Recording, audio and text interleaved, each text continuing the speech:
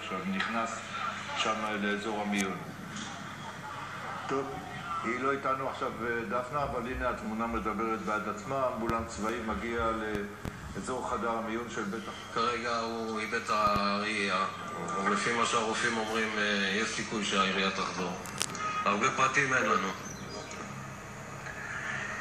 עכשיו, למה הפנים שלי חמורות? ראינו ולו במקצת שהמבצע הזה יש מחיר.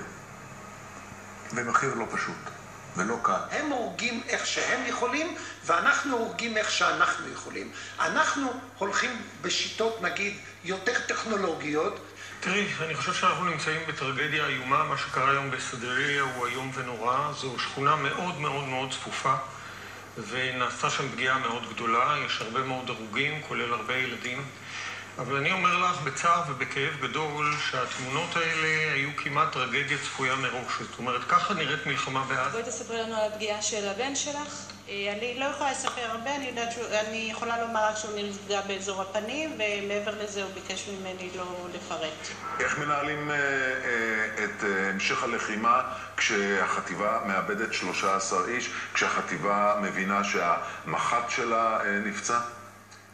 טוב, אין ברשמי קסם. כל אחד והמנהיגות שלו. לי יצא כמג"ד 12 לאבד 7 לוחמים שעלו על מטען. סיטואציה לא פשוטה, אבל מצפים מיחידה כמו גולני, שפשוט תלך. הפלסטינית היא הזדמנות שצריך עדיין לנצל אותה. עדיין הממשלה הזאת קיימת. עדיין היא קיימת. וזו ממשלה שחתומה הודיעה על הסכמתה לתנאי הקוורטט. ושהחמאס והפתח הודיעו שהם עומדים מאחוריה. צריך מיד לקרוא לראש הממשלה הפלסטינית החדשה. אנחנו מוכנים לדבר, אנחנו מוכנים לדבר על הפסקת אש, אנחנו מוכנים לדבר על התקדמות להסדר שיכלול גם את עזה וגם את הגדה. אנחנו רוצים להתקדם למקום יותר טוב. אנחנו לא יכולים פעם אחר פעם להיות בסרט האימים הזה.